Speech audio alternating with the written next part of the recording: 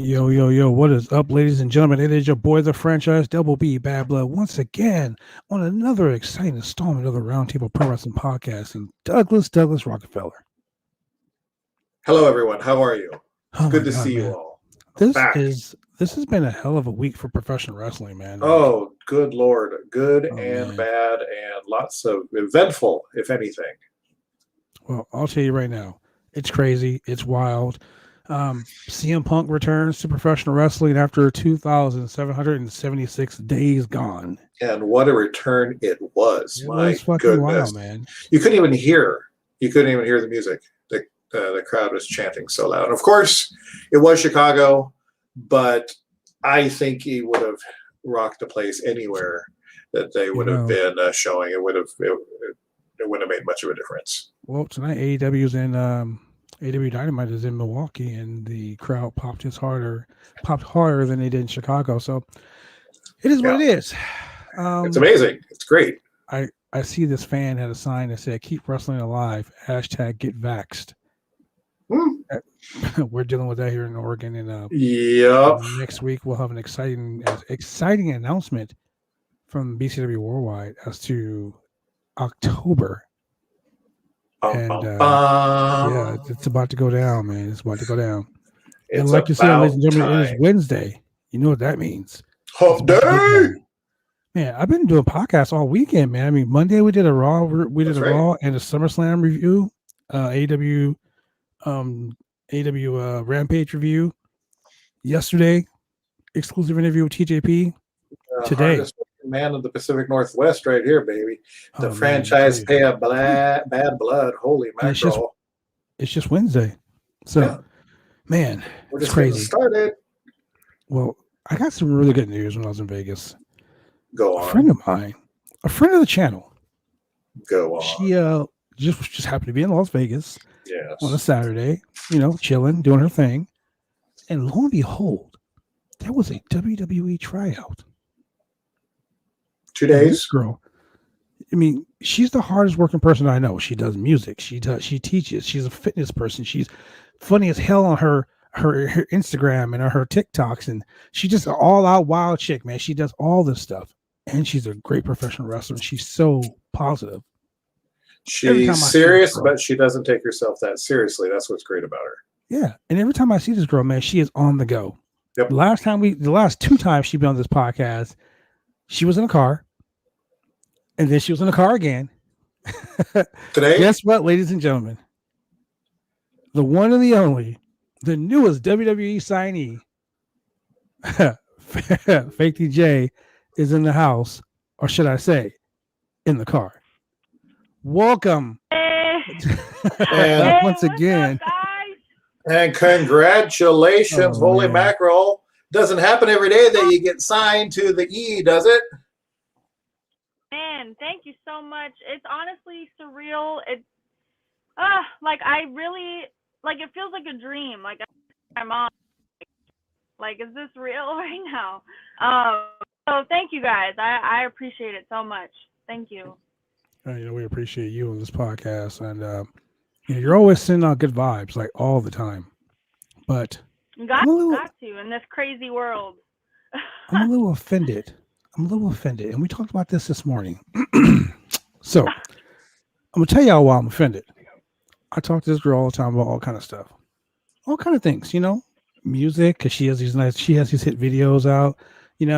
She's being played on iHeartRadio and all those other places like that. She's got stuff going on. She's always on her grind. As a matter of fact, I was talking to her the other morning. It was 7:30 in the morning, and she's out doing a video shoot at the beach. 7:30 in the morning. Most people don't get that early. Right. So you gotta get the riffraff is running around. You gotta exactly. Right. So my heat with this girl. You gotta get up to beat everybody else. True statement. Well, my beef with this girl is on the other side, what was that? Go ahead. I said my beef with this girl right here is that she didn't even tell me she was in Las Vegas when I was in Las Vegas, because she was trying out and she didn't want nobody to know. Yeah. Tell these people. I literally told, obviously my parents knew, and like my best friend, but I didn't want to tell anybody because it was a tryout. You know, when you tell people about auditions or about whatever, that's all like talk. You know what I'm saying? I love the fact like this or any other gig that happens to come up. It's so much better when people just, you know what I mean?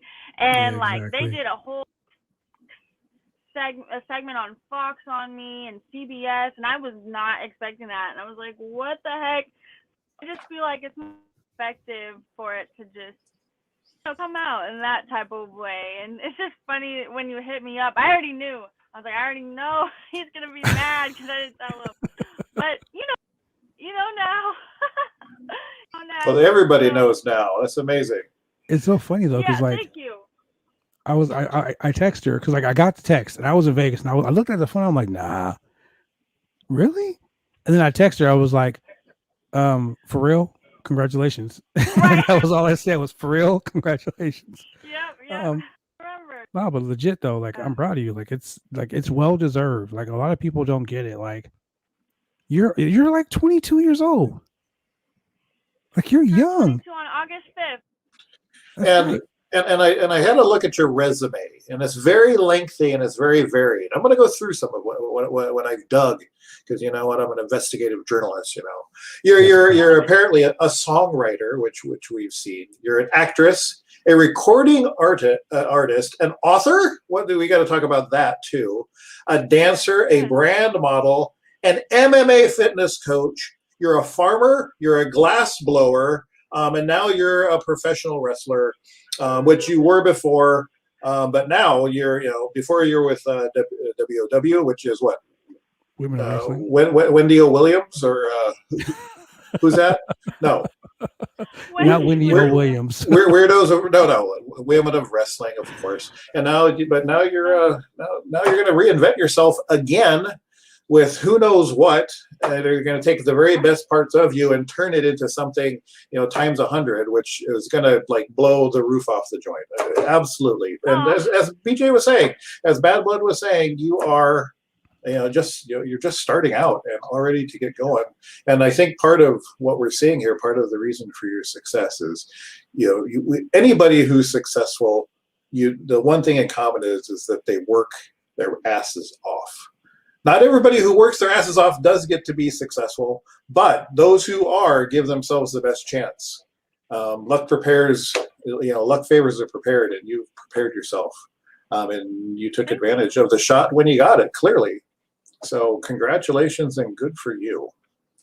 Thank you so much. Yeah, I feel preparation is key, and honestly, I feel like everything that happened in my life up until now has strategically been preparing me for this moment, but at certain times I didn't realize that's what it was. You know what I mean? So I'm just grateful, and I know God always has a plan regardless. Like, you may not understand why something's happening at the time or why you're doing something during it.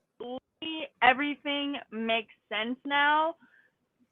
A lot of things make sense now, and they always say if it's your calling, it'll keep calling you. And man, wrestling has passion, and I just feel like they were able to feel it, because you have to have a passion for it if you're gonna do it. Because if you have, can I cuss a little? You can say what you want to say, girl. You know this podcast ain't got no filter. I want to make sure if you're gonna half-ass something, people could feel it. You can only put up a front for so long. So thank you. I appreciate it so much. Look at that. I'm She's excited. like, can I cuss? I just making sure, it wasn't a bad word.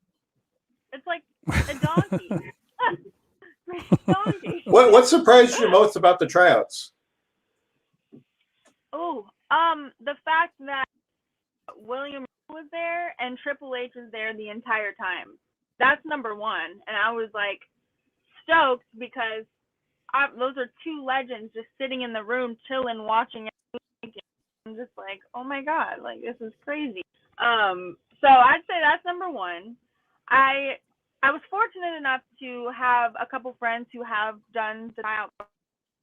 They were kind enough to give me advice and that they went through. I'm sure a few things were different, but cardio was one of the main things. And for them, they want to keep pushing even when you're exhausted. So, I wouldn't say I was too surprised. I already knew the cardio was about to be crazy. Yeah.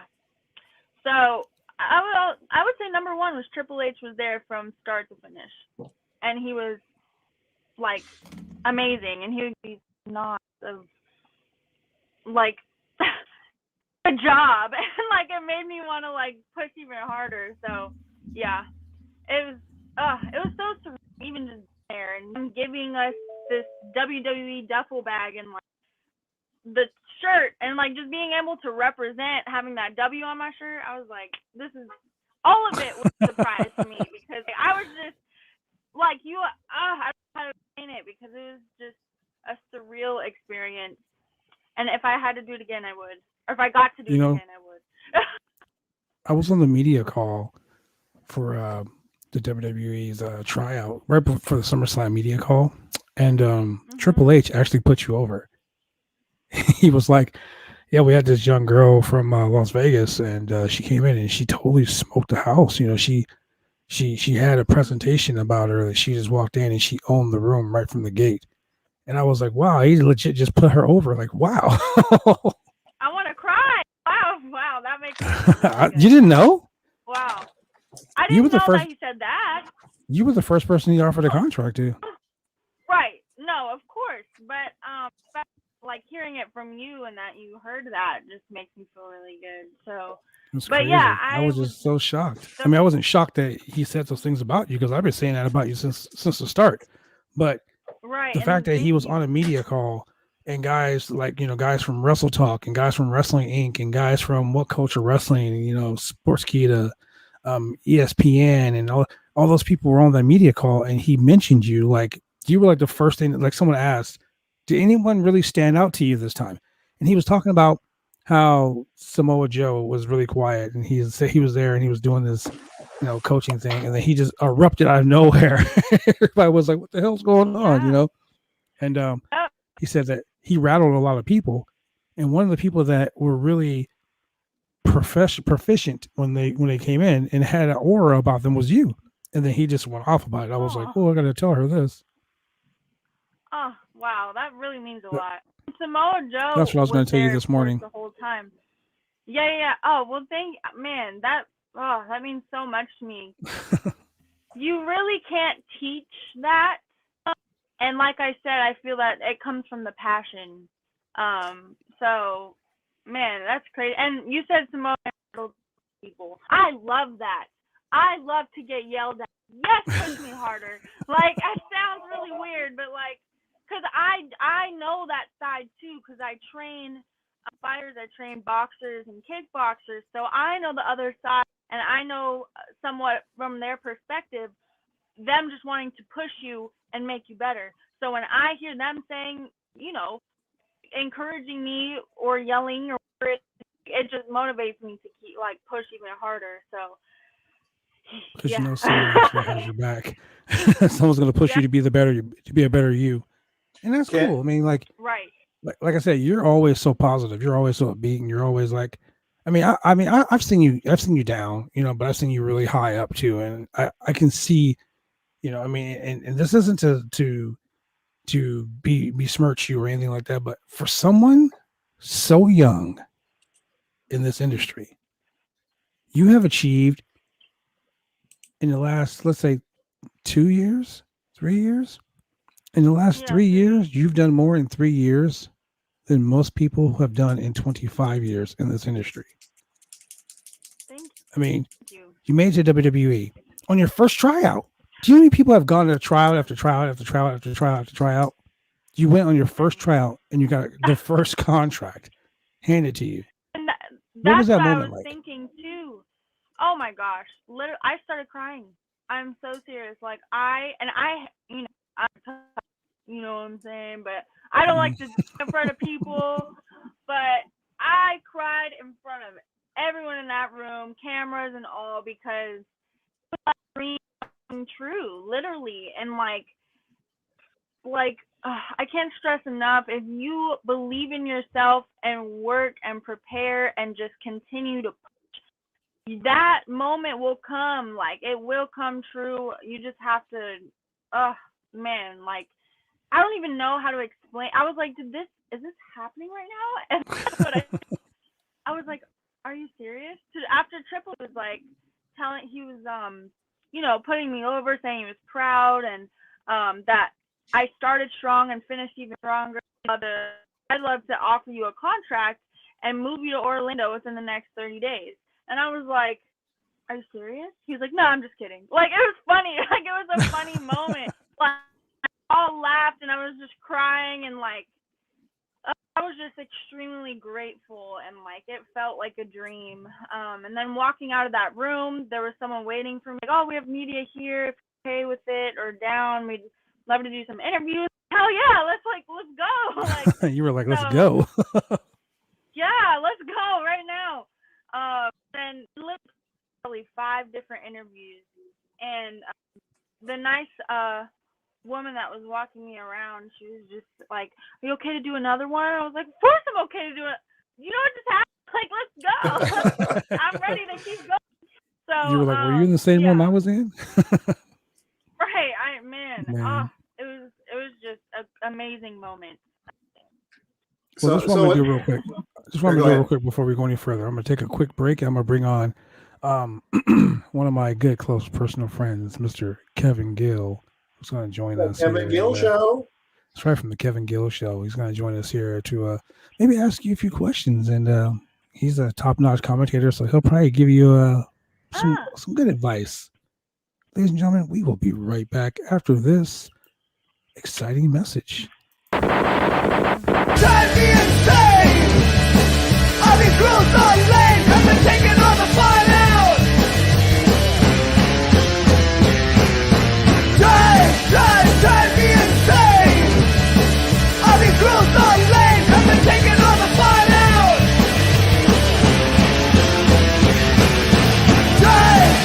Drive me insane! All these rules...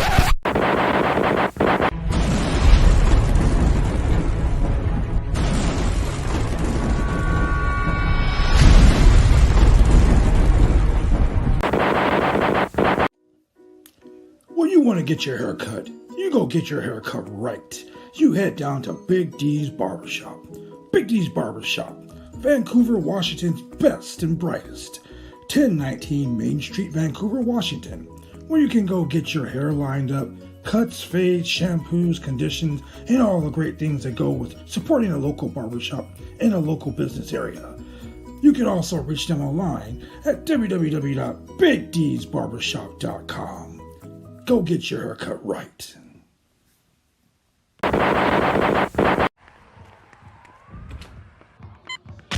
These are more than just the sounds of a safe place to go after school. These are the sounds of interest being ignited and of mentors making an impact. At Boys and Girls Clubs, we don't do just one thing. We do whatever it takes to meet the needs of every kid who comes through those doors. Because whatever it takes is what it takes to build great futures. Great futures start here.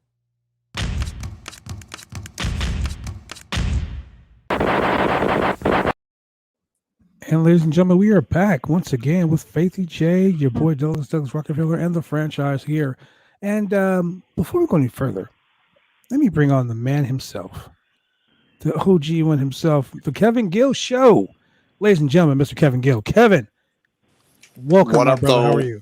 What is good, though? It's great to be among such esteemed colleagues and friends. Very nice to meet you, Faithy J, and super mega congratulations to you that your whole story and the whole weekend. I thought I had an awesome weekend in Vegas, but it sounds like you had the life-changing experience. You know what I mean? So that's really awesome. Congrats on that.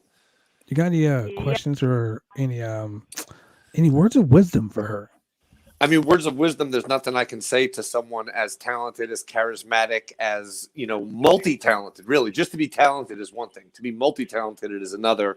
Her train is on the track and the train is in motion. So I literally don't think there's anything I could advise her besides what she's already done, and keep believing in herself and keep moving forward, but she already knows that because she's here right now. The commentator in me wants to know, do you have any signature maneuvers, Faithy J, and what are their names, if so? Yes. Okay. So, my finisher is a tornado kick to the head. And Oh, I've that seen just that. comes from my taekwondo. Yeah, it's a beautiful maneuver. Absolutely. Thank you. I did some, yeah, really nice. Thank you so much. And I mean, if I need to, like, find someone like the Beast, I will add a missile drop kick from the top. But that's if it's needed, you know, if it's a bigger opponent. So that,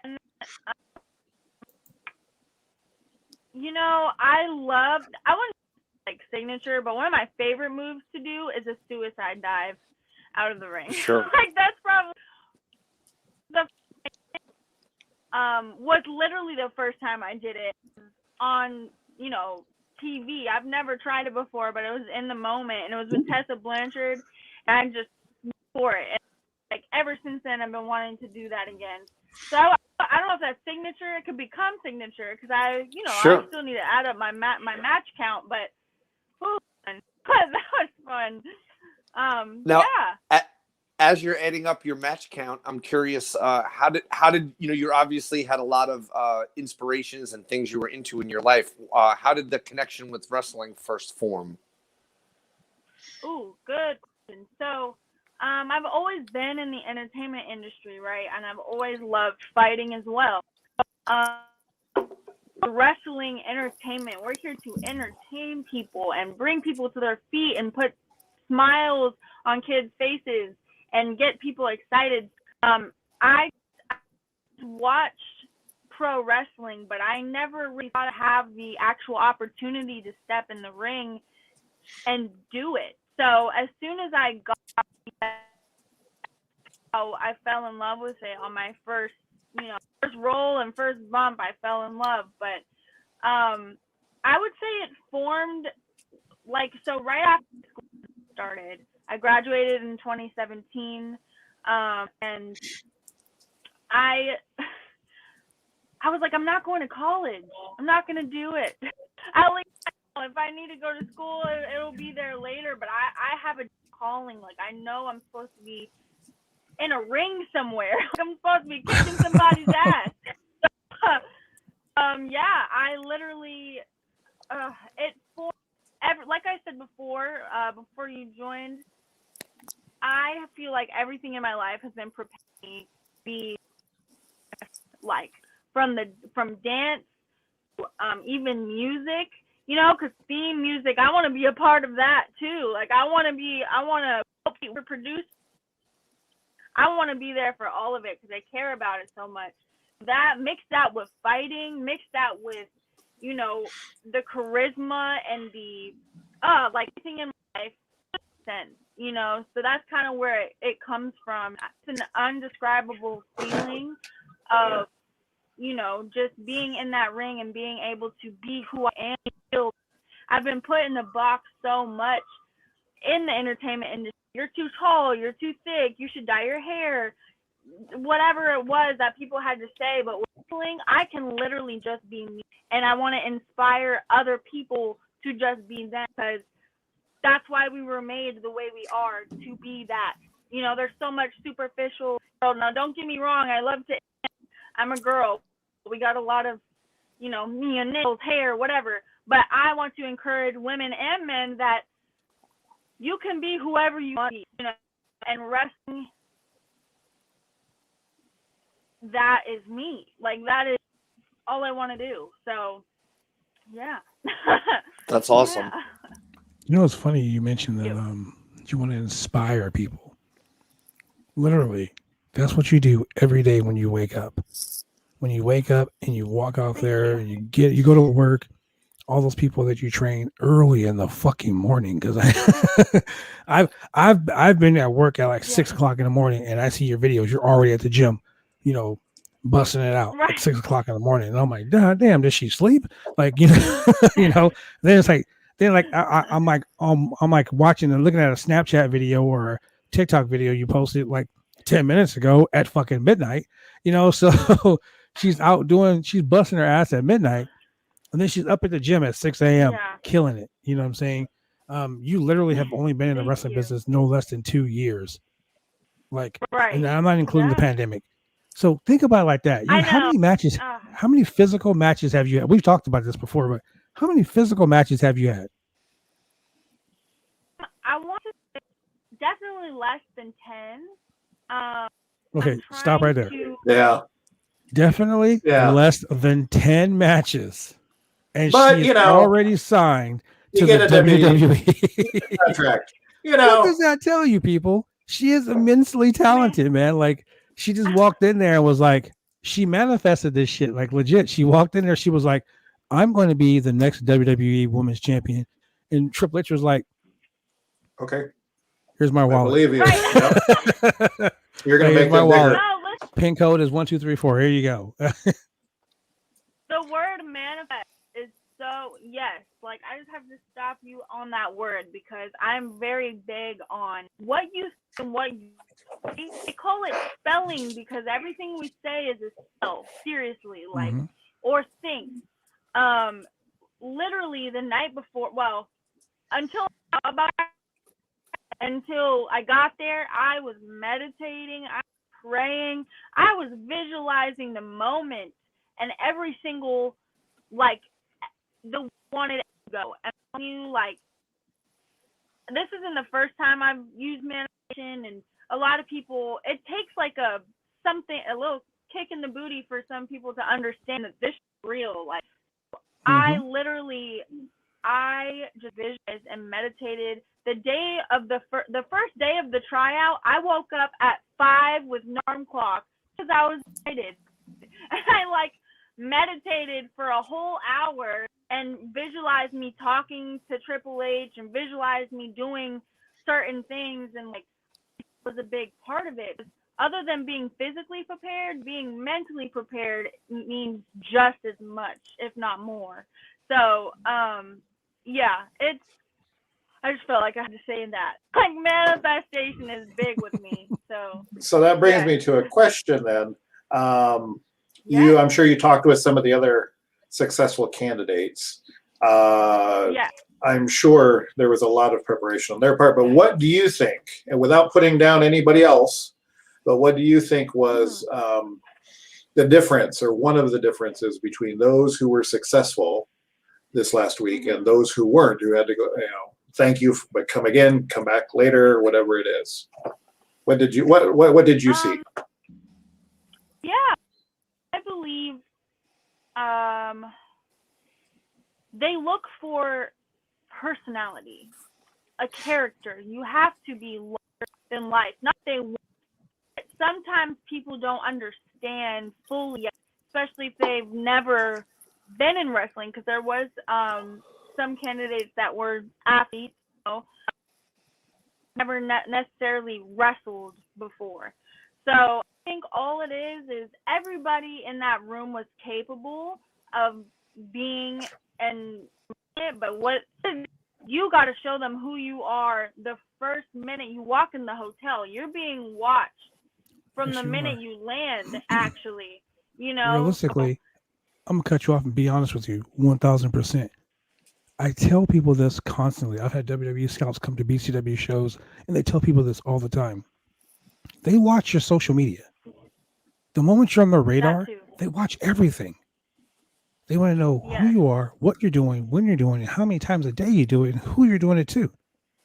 Literally. Right. They watch everything.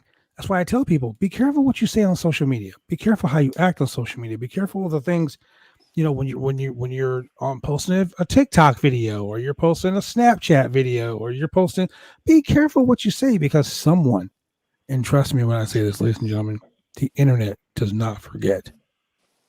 Trust me. Something you say will be brought back up 10 years from now. There was an actor that was on the Flash TV show. His character was the elongated man. Hartley Sawyer, that's his name. Hartley Sawyer made some off-color comments in like 2000. It is 2021, and someone found a tweet that he made an off-color tweet 21 fucking years ago. And he got fired. Wow. So, like I said, the internet doesn't forget. Yeah. Be careful what you say. In the WWE, Oh yeah. they are media moguls. They will watch everything you do. And they knew who you were from the moment you walked in that room. Right. Why do you think Triple H targeted you first? Right. Yeah. No, you're 100% correct.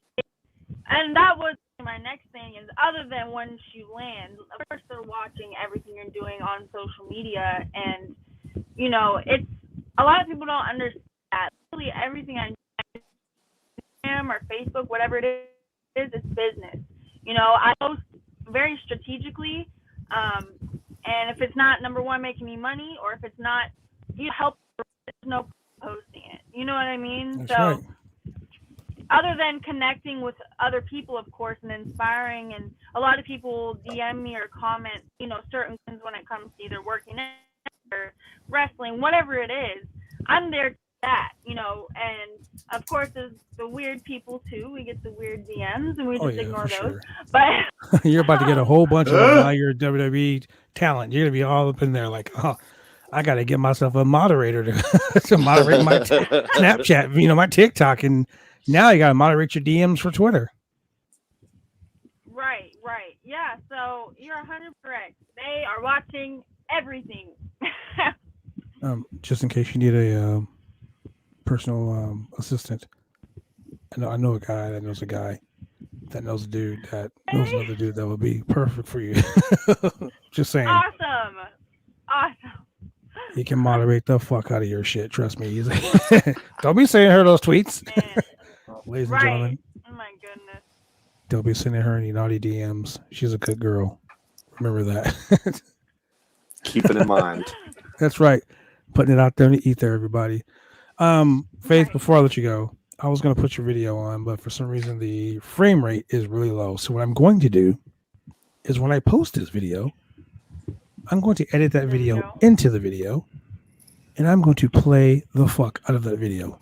Yes. It will be on the YouTube. It will be on the Snap. And you know me, girlfriend. It will be everywhere. I'll post it 10,000 times just to put you over. Because quite honestly, it's a damn fine video. we always talk about helping our people out. And you're my people. So I'm going to continuously support you 1,000%. I appreciate you. You too. And stay positive. Never change who you are, because who you are is what makes you special.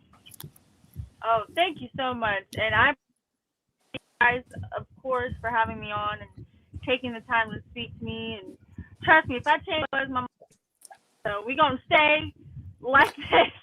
That's right. I'm about to come to Orlando. So, hey, me too. I'll meet you there. Yes. All right. No, but I'm gonna text you later on tonight. I'm gonna give you some cool people's phone numbers that live in Orlando that will help you navigate the craziness of the Florida scene, because you're a California girl. You ain't, you never been to, like, you I know we talked about it before, like, you've never been to Florida, you've never been to Orlando. It's a whole different. I've been to Tampa one time. No, I mean, like, living there. I never lived anywhere else in my life other than born in Vegas and moved when we were 2. So this is my first time, like, moving somewhere. So I'd appreciate that very much. Don't worry, I got you. It's about to be real crazy up in here. So I got you. These are cool people that will help you out while you're there. Thank you. All right. Awesome. Sweet. We'll be right back, ladies and gentlemen, with more from the Roundtable Pro Sponsor. But thank you very much for joining us, Faith. Thank you. Support this chick, ladies and gentlemen. Drop your info so everybody knows where they can reach you, how they can, follow you, buy your merch, buy her merch, people. She needs that money. Yes. Thank you. Yeah. Real J, RealFaithy. Faithy J is all one word. If you do that, all your social media will come up. So thank you. Go find her, ladies and gentlemen. Hey, I'm gonna tell you right now, ladies and gentlemen, go find her on TikTok, because her videos are funny as hell. follow her on Instagram because they're even funnier. Hey, especially the videos with her and her mom. Her mom is savage, y'all. Just saying. Oh yeah. Oh, no filter. No filter. Man, she needs to have her own comedy show, legit. Literally, both my parents need that. We need a reality show or something. Like, Oh, see, hey, hilarious. pitch. You better go pitch it right now. Play trips. I got this comedy show. I I got this. will. You're gonna be on Something the new next. for Peacock. Oh God, no. Right.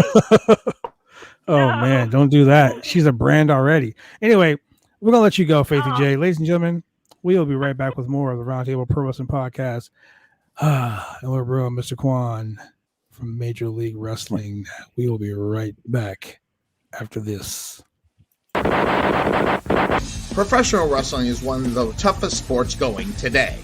If you ever dreamed of being a professional wrestler, then former WWE superstar and World Tag Team Champion Sir Mo of the famed tag team Men on a Mission invites you, yes, you, to join his Bumps and Bruises Academy. Now in 2 locations in Carrollton, Texas and Sherwood, Arkansas. Allow Sir Mo and his head coach, Dante Smiley, and other coaches to get you on the road to an exciting and rewarding career. Classes forming now for your shot. Contact Sir Mo at 704-819-7312 or fill out an information questionnaire now. Don't wait, make your dreams come true today by joining the Bumps and Bruises Pro Wrestling Academy.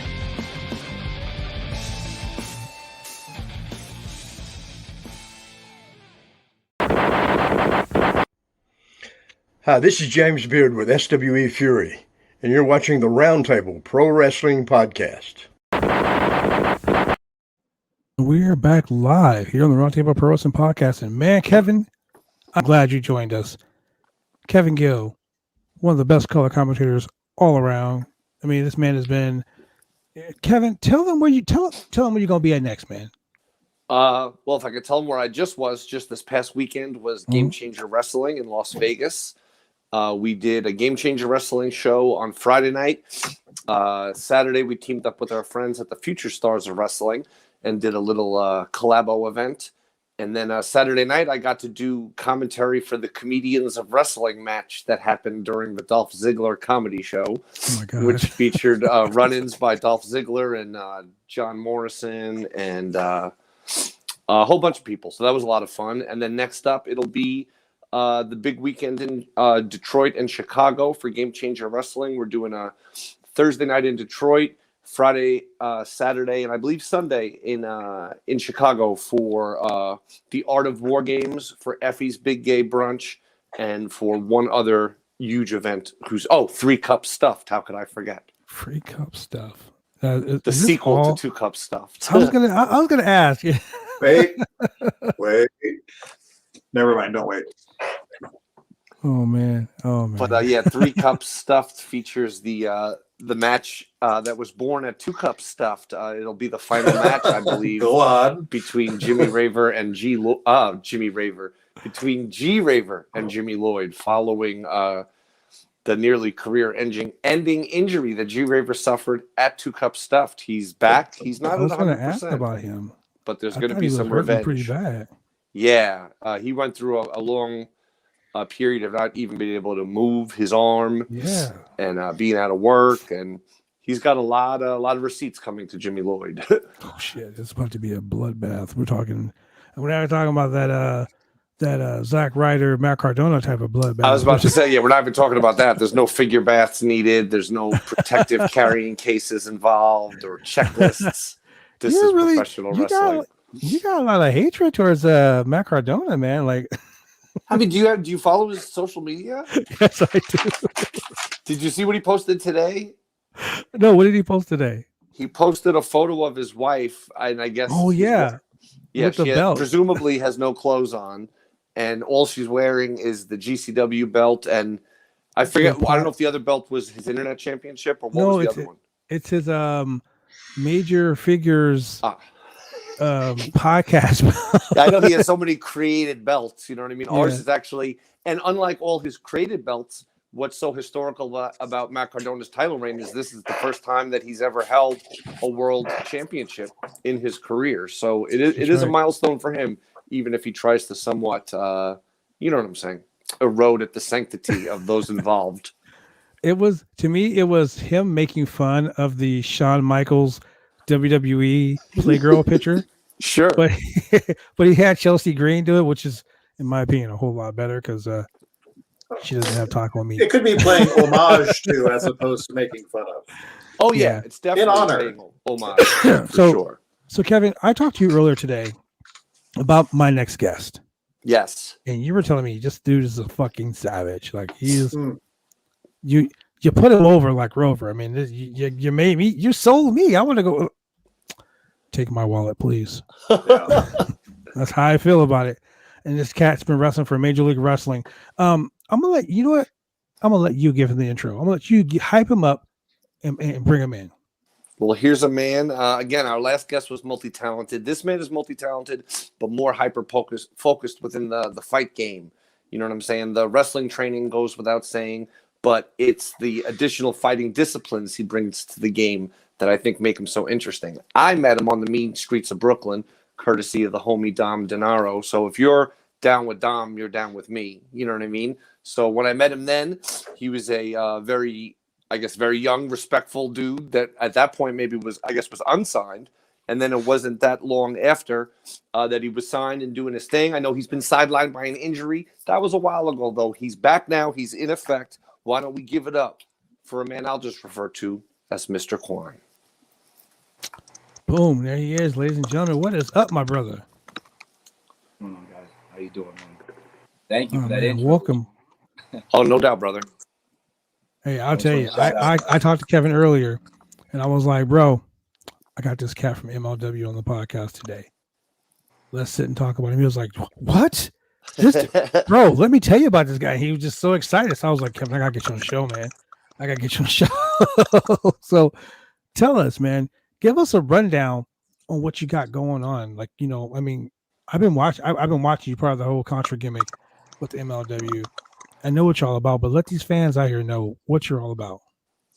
I just want to thank you first off for the platform because, these things are important. And then shout out Faithy J because, like, she gets it. You know what I mean? She gets it. So cool to be in that space. But for MLW,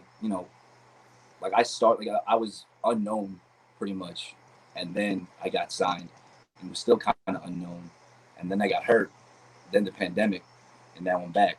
So now it's like I'm back, but I never really came in type. You know what I mean? It ended up being that I had these letters that I could put on a resume, but there was no resume. You know what I'm saying? So how long were you out?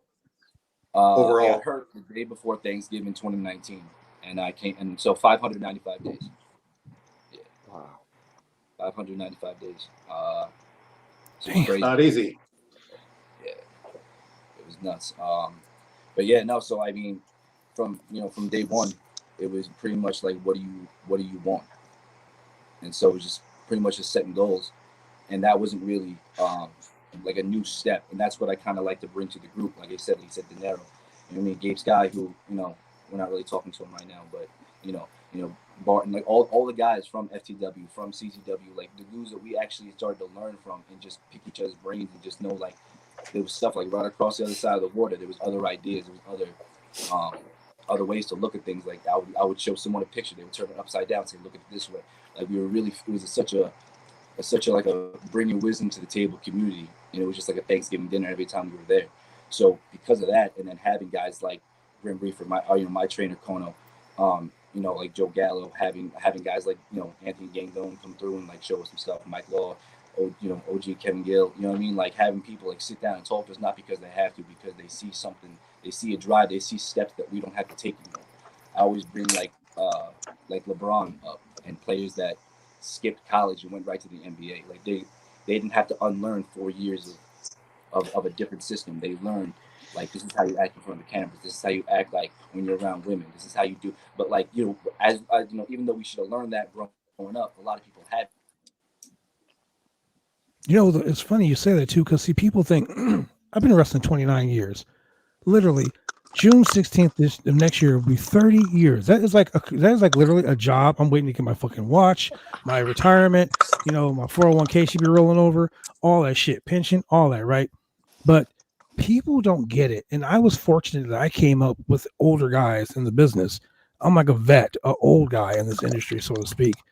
I came up with guys that taught you not just how to behave in the ring, but how to behave outside the ring. How to make this a job, not a hobby. How this is a business, and you treat it all like a business. Like literally, Yokozuna told me how to get fat ass tax returns by claiming my flights, my hotel, my gas, when I pay for the damn parking at the airport, my food. All that's a travel expense. All that's an expense that you can write off as a tax deduction, and you got to look at it as a business. Like I was like, wow, like this, I made more money in taxes than I do at my legit job, and you get that. You're young. You're not even 30, are you? No.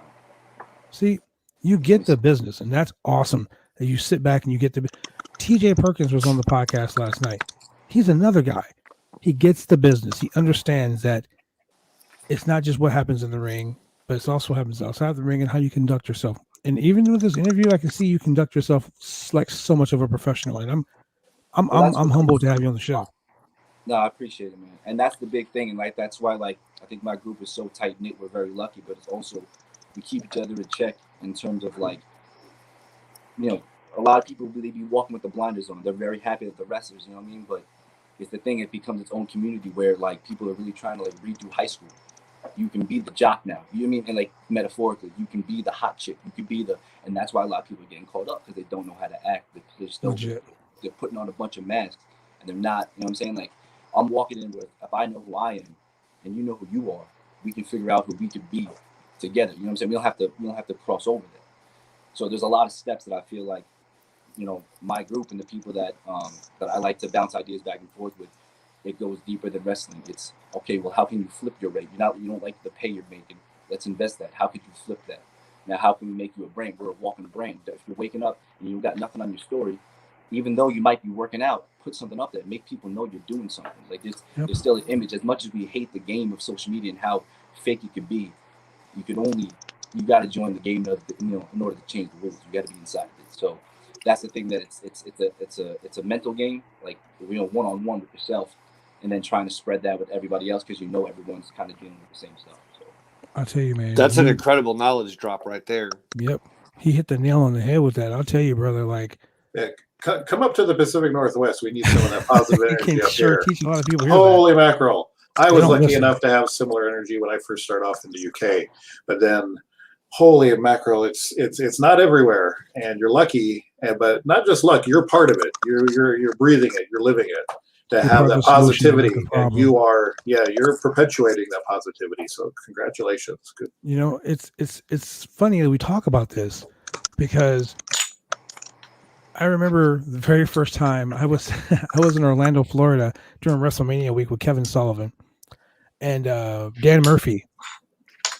He would send me a text and he'd say, "Hey, what's up, Mr. 365?" Right? I was like, what the fuck does that even mean? And for a whole week, he would text me every day, "What's up, 365? How you doing?" And I'm like, what is he talking about? I didn't know it until a couple of days later that he ranked me 365 in the PWI 500. And I asked him when I finally saw that, I was like, dude, why did you do that? That was, first off, thank you very much. That's awesome. But why did you do that? He goes, man, simple. You promote yourself 365 days a year. You're all day, every day. Mr. All Day, every day. You're on Snapchat. You're on Twitter. You're on, Instagram. You're on LinkedIn. You find all of these social networks, these social media networks, and you post every day, 3, 4, 5, 6, 7, 8, 9, 10 times a day. And now you get your name out there. And just like you're saying, you got to get up and not know your story, then you're not working. Like Faith. Like she does 50 million jobs. Like legit. She does more by 8 a.m. than most people do in an 8 to 5 job. Like legit. And I can see you have that same mindset. So It's just changing your definition of regular. You know what I mean? You yep, got to see, there like, it is. you're raised by regular. I love mom and dad. They chose regular. That's nothing. That's not a shot on them. But when you wake up and you feel like there's, like, you're looking outside and, like, that's not you. You're looking at your shoes. It's not them. You're looking at your car. That's not it. It's, why is that? Is it because you're greedy? No. You got to figure out, like, what is that? What is that that's speaking to you? You know what I mean? So and then when you speak with that, the moon, like, that's it. Like, man, that's the only place to go. And she gets that. So I'm saying, you said she was 22. That, like, that's crazy. I wish I was mature enough at 22. Like, I started to get it at 22. Man. So she, so she had a good head on the shoulder, man. Like, it's that drive. It's the grind. You want to make something of yourself. I tell people all the time, every day I wake up wanting to be a better person than I was yesterday. Kevin is always posting. If you, ladies and gentlemen, if you want to like feel good about yourself, look at one of Kevin's fucking posts every day. He always posts something so positive. Like, you can be having the shittiest day and still post something positive. And something as I call you small as, Mr. like, you PMA. saw this, that means you're alive. You know what I mean? Like, you mean, like, Amen. Like that type of energy. Like, you gotta stop. And it sucks that we gotta read a tweet to think about it. But again, like, using your platform to bring us back to normalcy in terms of, like, the comfortability of just being one, understanding where we're at. We live hashtag to hashtag. I bring this up all the time. No one's throwing ice on the head anymore because ALS is boring now. It's still around. You know what I mean? We're just living hashtag to hashtag. So the fact that we got people who are, respected, who put time in and actually, come down to, like my generation, the generation under me's level, to tweet, just to put that energy out there, just to know that it's still in, like, that gear's still in there. Like, that's what's saving this thing. Because the wrestling is missing out on billions of dollars. Yeah, billions. it is. So where do you see yourself in the next 365 days? 365 days, man. I want to have a name that I earned in the way that, like, it's not going to be, didn't you do the frog splash, or didn't you wrestle, what's his name? It's going to be, did you see my match? Ikuro Kwon's there tonight. I'm saying, like, I'm not out there. I've only had 56 matches in my life. You know what I mean? I'm very selective on it's not how many it's who you for. I mean, I can make all the noise in the world, but if no one's around to hear it, all I'm doing is falling. You know what I mean? So, but at the end of the day, though, there is that you got to get reps in, but the right type of reps, getting around the right energy, looking around the locker room, and you respect everybody in that 360. No one's talking about bullshit. No one's, rolling up. You're talking about, like, they're talking about investments. They're talking about family. They're talking about 365. You know what I mean? Like, that's the energy that you're in.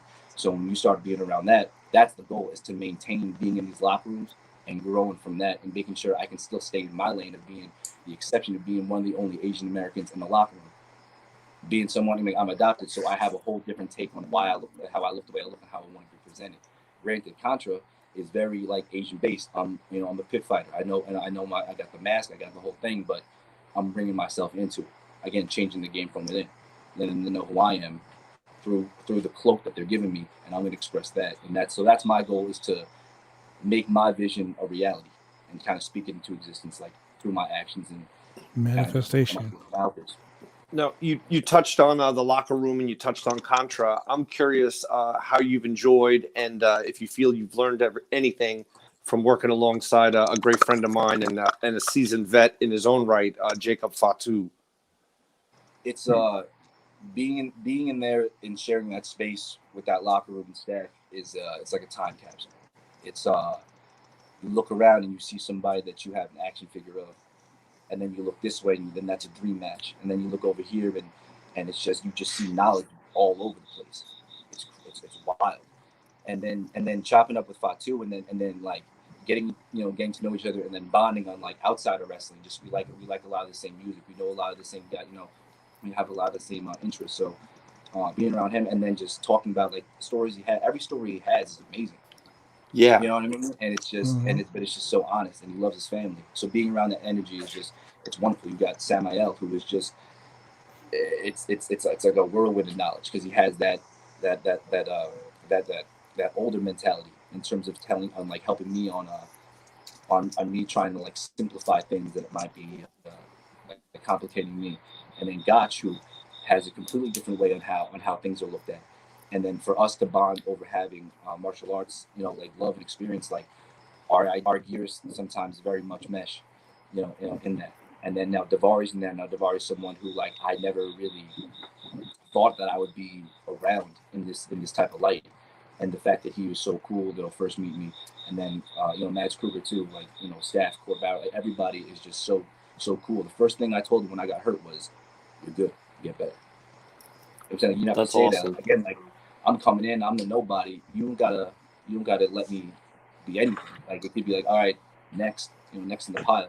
So the fact, and yeah, Gotch and Davari are top talents. You know what I mean? Just the residual information you just pick up from being around those guys, the knowledge, the insight is brilliant. Just them, and that's not even taking into account everyone else, Jacob Fatu, etc. That shit's wild. You legit have a wrestling thesaurus right there on demand. like there's nothing you can't find out about the business, because literally you were surrounded by the business. You found yourself a good clique to be with. And that's the thing, they know. And then when you start to realize, again, like, you know, the more you find out, the more you realize you don't know. But it's the way that they say it. It's the when it's second nature. Like, I could say, well, I really want to do this, and I think this would be cool. And something simple like, well, did you think about putting your hand in your pocket? And like that would put it all together. You know, something so simple, like, right? You know what I mean? Like, it's wild to be around that knowledge. Like, you can't explain it. And the fact that you're soaking it up like a sponge, man, that's kudos to you, man. And I always say this, and Douglas is a testament to me saying this. In this industry, you have a bunch of young guys who don't listen. When I came up in this industry, I legit sat in a chair in a corner of a room, and during matches, whenever we were talking over matches, didn't say shit. It was, you're going to do this, you're going to do this, and you're going to do this. Yes, sir. That's what I'm going to do. Now it's like, hey, man, I'm about to do 15, 20, 35, 40, 50 moves, and I'm going to kick out of all of them. You know, I got to get my shit in. I got a brand to take care of. Exactly. Yeah. I got These 32 followers on Instagram. I got to do my shit, you know? Yeah. Rather than, I think that's where the injury helped, though, because everyone needs, you know, rest. It's so fast. It's so fast. Like you were talking about the weekend, like that was a long ass weekend, and it feels like that. You know what I mean? Like, you know, that's crazy. Yeah, multiple days, multiple shows, and everyone on the indies to the televised companies, everyone's on to the next weekend. Think about that. In one weekend, CM Punk returned. You know, they did the return of Becky Lynch. GCW had a weekend. Ring of Honor had a huge show, and I'm probably forgetting 10 other big shows that happened. Plus, and now Punk's already back already. Punk's, you know what I mean? Everything rolls on. Everyone's got another show on the calendar. You know what I mean? It's wild. No matter how big anything is or how bad anything is, the next, you know what I mean? There's always something else ahead to look forward to be better for, to whatever, you know? I mean, think about it. In the podcasting industry right now, in the wrestling industry, for podcasters, it is a non-stop. Denise Salcedo was talking about on Fightful how she slept like 3 hours all last weekend, you know, because it was Friday. She got there Friday and she was there for the tryouts. Saturday was the tryouts, and it was the dinners, and it was the breakfasts, and it was this thing, and it was this thing. I'm gonna tell you, WrestleMania week, Orlando, Florida, I wrestled 15 times in 3 days. 3 days, and then I flew home Sunday to wrestle on my own goddamn show. Not to mention staying up all night at Wale Mania the night before. So when I say you are learning, you are getting a vast wealth of knowledge as to how to navigate the crazy waters of professional wrestling. Man, hitch your dinghy to these fucking boats and just enjoy the ride, man. Ride the wave, brother. Other than your inner circle, who are some influences for you in professional wrestling? In terms of like people that I watched growing up, or like however you want to answer that question. Well, it's interesting because like I never really knew the independent circuit until I was in it, and I think that was a very interesting way to go about it because now I'm learning history backwards. I'm meeting people first and then seeing their work, you know. And I think that helps the locker room talk because I'm meeting people as men. So if you give me the wrong impression, it's not going to be no disrespect. I know you're here for a reason. If I'm in the locker room, not like I'm in the locker room means something, but I'm not going to step foot in somewhere that I know isn't going to elevate everyone around me and what I'm trying to do. So obviously there's someone, I just don't know who. And I don't know why I should respect you, but I'm not going to disrespect you. And then I had my friends educate me on who they are and then show me work. And then I meet them on a whole different plane. I think that's such a rarity now because most people are such deep fans that it's like the marking out can blur the lines in terms of respecting your worth in a lot of ways. A lot of people, I feel like they hold out their talents and it hurts me because I know how talented they are. And me seeing it like a business, but understanding the love and trying to not keep them separate, but try to learn how to intersect them so much. Because I've seen like you take that other place, you take that to like a Home Depot. Nobody's doing it for the love at Home Depot. No one's stacking the shelves because they wake up. Real shit. When they close their eyes, when they go to bed, they got Home Depot on their ceiling fan. One day when I'm 18, I'm going to Home Depot. It'll be out. Like they're not thinking like that. They don't do that with wrestling. It's a dream. So to step foot in the ring, feel those ropes, like everything. Of course we do it for free. Of course I'll jump off it. But there's a time and place, and I saw that from the beginning because something so simple. I got hurt on a tope. You know what I mean? Like my knee exploded on a tope, and that's just like one of those ironic things where I take things so carefully, not like in a scary way, but I really try to really maximize the worth of what my worth is in terms of my talent and what I think I can bring, and that's what I just try to tell my friends because like Gabe Sky, like he got no fear when the lights are on. It's something that I admire. I'm really mad at him right now because he did some shit. But there's no denying that his maturity is what's going to set him apart from everything. Because you talk about maturity. You talk about maturity in this business. A lot of people don't have that. There's a saying that God gives everyone a amount of common sense. Well, I'm pretty sure Kevin and I'm pretty sure Douglas can attest to this. That there's not really so much in professional wrestling. Yeah, it's uncommon sense. So when you find someone, rare sense, exactly. When you find someone with this common sense, someone that has this this uniqueness about you, you want to latch on to that and you want to like grow. And because in this business, you either progress or digress, and you don't want to digress because if you're as good as you were in 2011 and it's 2021, then you haven't done nothing. You haven't improved. You haven't taken the knowledge that you've been handed to you and used it in any effective way to help you in this business. And that's my personal problem with some of the indie workers now. I mean, even some of the big name guys. Everyone talks about, oh man, this and this. Let me tell you something. Hulk Hogan, The Rock, Triple H, John Cena, all of these big name guys, guess what they do? They put their fucking boots on one lace at a time. Just like you do. Just like Kevin does. Just like Douglas did last Saturday. Just one lace at a time. Meaning, you don't need to mark out for someone because they're a big name guy. Because guess what? They do the same shit you do, just on a bigger scale. So with that, like, if you're the hardest worker in the room, respectfully leave the room. That's how it is. Like there it is. I mean, like you got to hang out with millionaires if you want to, if you want to get there. If you want to be a billionaire, you know what I mean. Things like that. You mean millionaires hang out with billionaires if they want to get there, and but you know what I mean. It's just you don't hang out with people lower. Not like in a. I mean, not in an ego way, but in a status of how you see where you want to go. Like some people you've got to cut out, and that hurts. I think all of us had to cut out people just because they didn't fit the picture no more. I think it's that's a hard pill to swallow. I always say, would you rather be a big fish in a small pond? Because if you are, that's cool. But I want to be a great white shark in the fucking ocean. That's what You know. it's too comfortable being a big fish in a small pond. Yeah, you know, you can't be the world champion of Simi Valley, California. Well, um, maybe you can, according you to know, certain belts that you see. I That's yeah, like true. being that's like being like the smartest kid in summer school.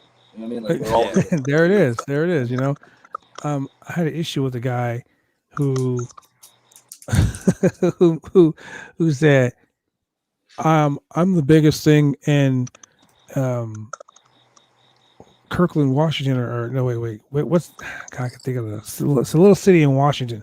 I'm the biggest thing in Kirkland, Washington, or Spokane, Washington. I think it was I run Spokane. I run a training school with 7 people, and I'm the biggest thing in Spokane. And I'm like, okay, so you're the biggest thing in Spokane.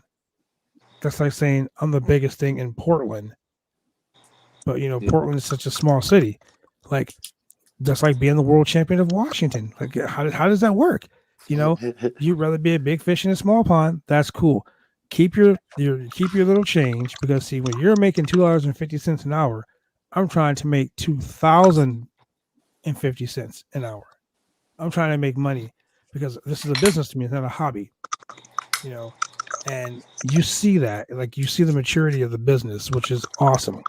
Um, it's just like it's awesome that you have an opportunity. And Major League Wrestling is a fucking stomping ground, man. Like tell us about your experience with MLW. It's one of those things that once they told me that they were interested in what I could bring, it was how could we elevate these letters to be not damn, maybe I can get signed to NXT after this. How about we got people lining up to get signed to MLW type energy? If we keep acting like it's a stepping stone somewhere, that's all the energy is gonna be. The production, the talent, the mind, the ability, the possibilities that we can do. Like we're bringing in a women's division, like we're trying to like expand more, expand more spots, and it's like stuff coming up with Vice. Like there's so much potential that the narrative can be changed through hard work, and that's what I really hope to be a part of. Especially being a lot of the young talent that they brought in, Myron Reed, Jordan. Like there's a lot of kids like that believe that these letters could be something more, as well as their brand being an extension of that. And I think it's awesome that we get the shot, because we don't have to be here. There's no way after 2.5 years my mom can turn on a channel and see me. Like I know, like it was all that paying your dues and things. A lot of the way I look at it, like like my mom's tears are my dues in a lot of ways in wrestling. I mean, like I righted a lot of wrongs to get to what I'm doing right now, and a lot of that started with fucking up. You know what I mean? Like a lot of people, like, and you got to grow from that. I think that's a lot of paying your dues, because you're able to look at this business as you're growing up again somewhere else, and then you got to. So I think it's like you get to go back in time and grow through wrestling if you learn the right steps for it. Well, it's a healthy attitude. People get stuck in this mindset where somebody else has to lose for them to win, and you don't have to beat the WWE, you don't have to beat AEW or whomever it is, whoever your competition is, for you to win. There's room, and I think the way things are developing now is proving that. And what you guys are doing at MLW is, I think, some of the best stuff that's around right now. And so, you don't have, as long as you are focusing on yourself in order for you guys to win, then that's what you need to do. And I think that setting yourself up for that next step, again, luck favors those who are prepared. And if you're setting yourself up in that right way, when that opportunity comes and you guys are there, you have a great chance, I think, to knock it out of the park. I appreciate it. Yeah, and like the roster is spreading too. Everybody's getting, they're really traveling, and Hammerstone's going off, like Fatu is going off. Like there's a lot of stuff happening now where a lot of representation of MLW is coming out, and it really makes me happy to be, I rep it proudly. Rep it very proudly. I remember watching a match. It was a match with you and Jay Freddy, and it was over Beyond Wrestling. Pretty good match. That was the first time I actually saw you. And then some of the vignettes you guys do. Some of the vignettes you guys do, and you guys like took over MLW, like storylines, the gimmicks. it's so gritty and so realistic that you can't help but be like, wow, this is the shit. Well, you're allegedly so sadistic that you burned a man's eyes out with coals before. Yes. Yeah. So there's that, right? Allegedly. Oh man.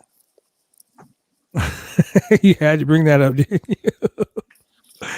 Oh man, we had a whole podcast where every other word out of our mouth was allegedly, because we didn't want to get sued. Let's not go there anymore. Oh man, but you've been on pay-per-views. You've done, you've MLW, CZW. I mean, I'll tell you, CZW. My boy Black G's, former CZW world champion. Lufisto, also a CZW legend. Like, I mean, you work with some really top-notch people. I mean, tell us some of the people that you work that you wish you could work again. Oh, I think he's frozen. Oh, we lost him. Oh man, the internet sucks sometimes, ladies and gentlemen. I think you got mad about my coal comment. Sometimes the batteries too have a way of cutting out. That happened to me the last time I was here. Exactly. But it might have been the hot coals. That's a good point. You suddenly just bring up like a violent felony, and then boom, suddenly people want to leave. I don't know why. Oh man. I mean, he's done the. I know he's done the Dojo Wars because I remember seeing him. I got hip to him. I got hip to him because of Black G's. He said, "Dude, you need to check this guy out, man." Gabriel Sky is another dude that was like, "Dude, check this guy out."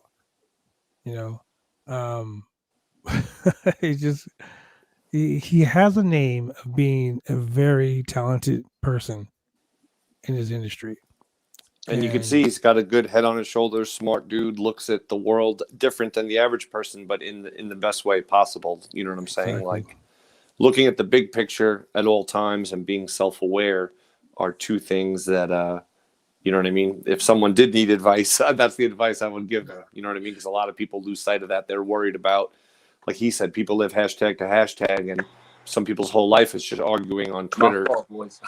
No worries, man. No worries. We were just putting you over a little bit more, giving you the once over. I mean, look, the recap. The recap. Tell me about this match, because I've been dying to ask you about this since I saw it at Blood and Thunder. You and Simon Gotch versus Davey Boy Smith Jr. and Brian Pillman Jr. So this match. All right, so this is actually a crazy, like, I actually don't really, I've told some of my boys, but, like, so I wrestled Marshall Von Erich first that night, and that was, like, my first singles match, really, and I was looking at the card, I was like, I'm about to wrestle 3 second-generation wrestlers today. That was crazy. You know what I mean? And I was thinking about it, I was like, damn, I was like, wow. So we're in Gorilla, talking about, just, like tossing ideas back and forth or whatever. And Teddy Hart taps my shoulder and pulls me to the side. And I was like, what's up? He goes, and he let me know that Matt Travis passed away. Oh, yeah. And me and Matt talked the day before about just elevating each other. Just New York, young, let's take it over. That's what it was like.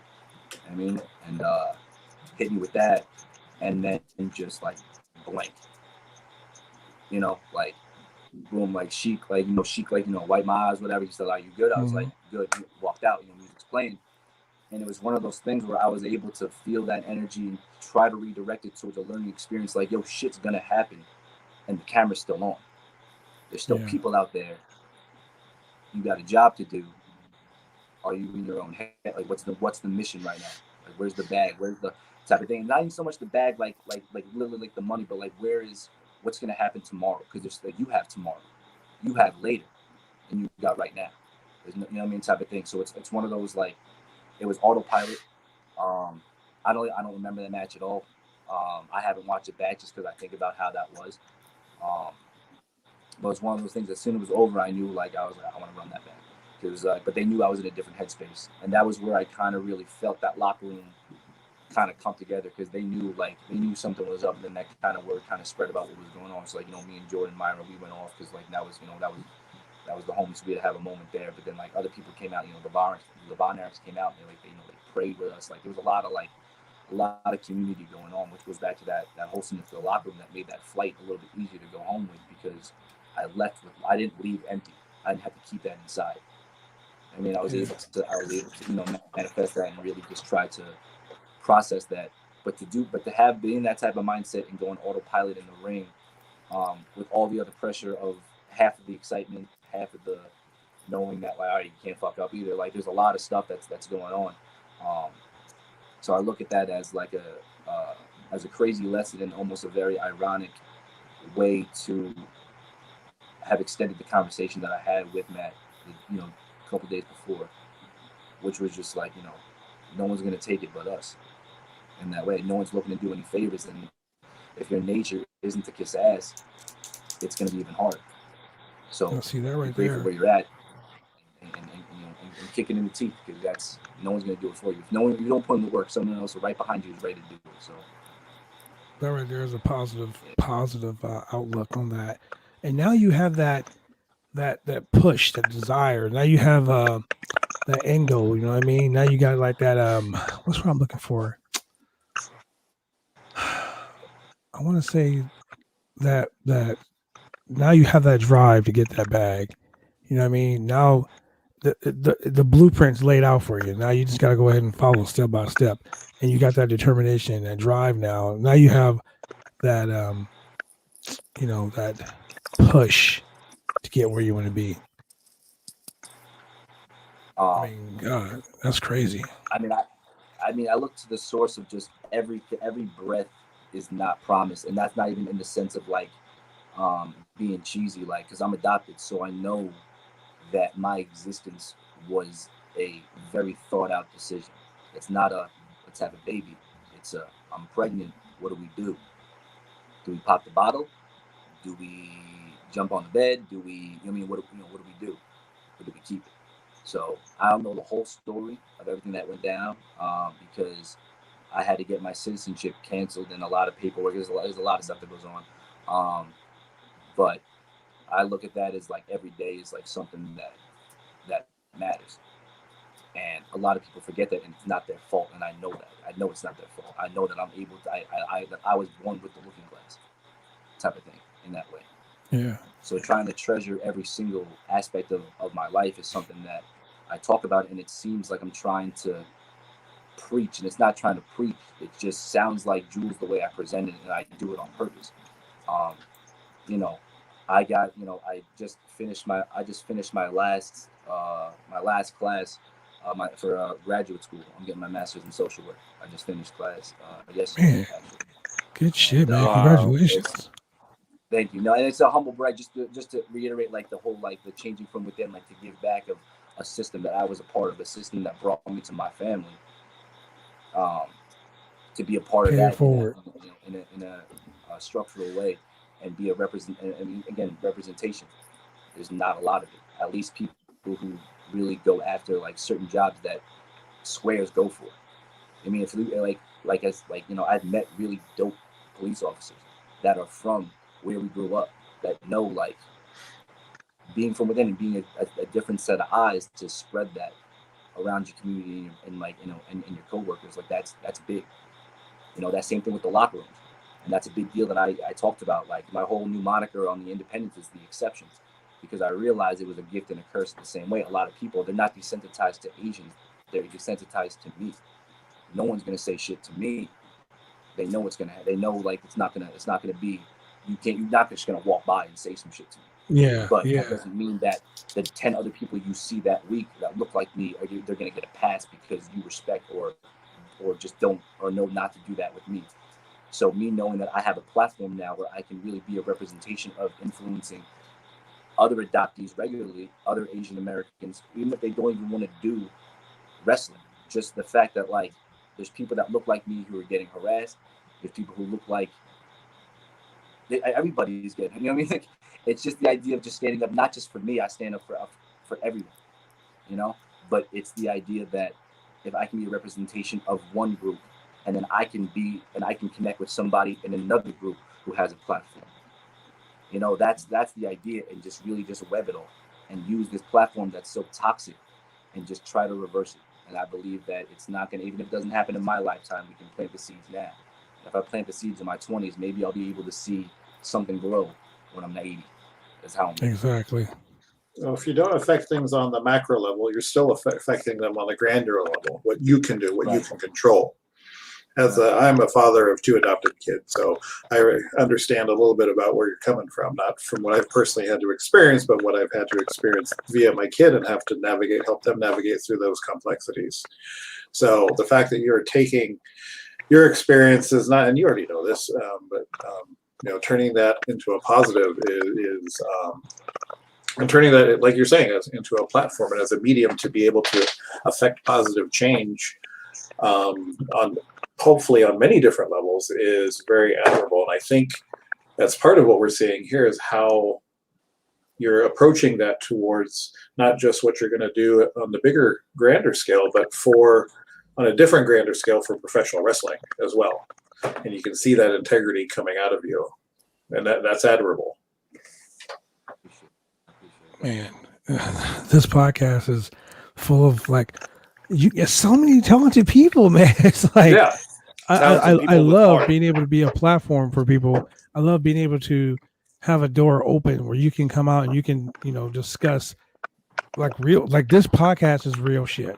I tell people all the time, we don't do a podcast like, so how long have you been wrestling? And, what was your first pair of boots like? And we don't do that shit.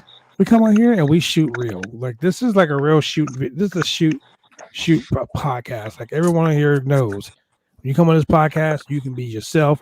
We talk about everything from wrestling to what you had for dinner last night, to business, to proposals, to how to push yourself, how to push the people around you, how to build yourself around people like Kevin with so much positive influence. And then you come on here with some positive influence. Faithy J, come on here, positive influence. Even this clown Shane. Well, let's not go too far.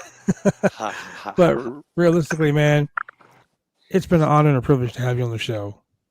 Let these fans know where they can reach you, where they can find you, all your social medias and all that good stuff.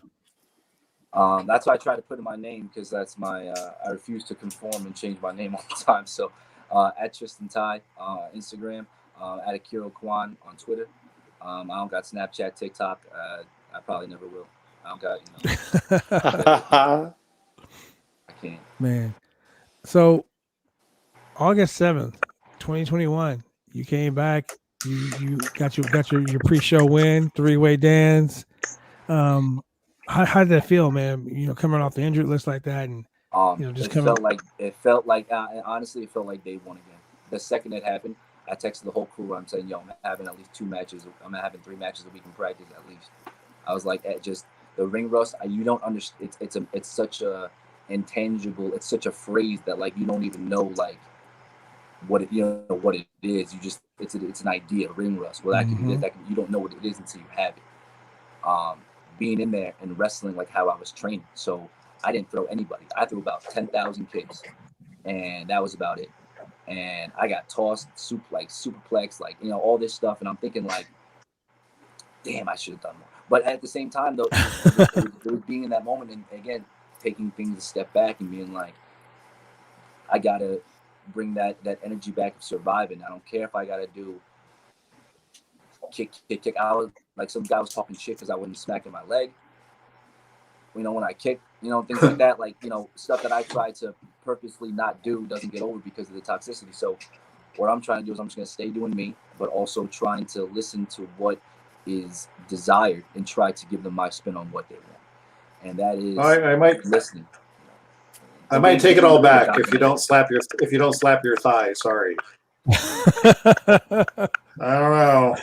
Oh man. Let's bring Mr. Bad Blood. We need both of these guys out here in the Pacific Northwest sometime soon. It would be an honor to co-commentate with Kevin. Kevin already knows there's an open door for him at BCW Worldwide.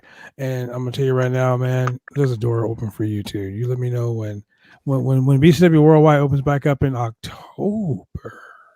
Damn it, I'm over here spilling the beans already. When BCW opens back up, I know a guy that knows a guy that knows a guy that lives with the guy that actually knows the guy that can get you booked on the show. I'm pretty fucking tight with this dude. So I mean, I can pick up my phone right now and give him a call, and he'll be like, "Fuck yeah, I got you." So you That's let me know, tight. man. Connected. Yeah, that's right. Man, more issues like Sports Illustrated. Anyway, man, thank you very much for joining us, both you guys, Kevin. It's been a wild ride, man. 2020 was a shit show. 2021 was a dumpster fire starting out, and now the shit show is almost over. So let's get back to being healthy. Let's get back to keeping it real. And a special shout out to my boy Adam Woods and my boy John Pearson, known as Lone Star. Shout out to you guys. Get well. COVID is a bitch. COVID has taken so much from so many of us, including my mom. So COVID can suck the back of my dick. And with that being said, ladies and gentlemen, this has been another exciting edition of the Roundtable Pro Wrestling Podcast. For my awesome and esteemed panel, I am your boy, The Franchise. Thank you very much for joining us, and we will see you guys next week.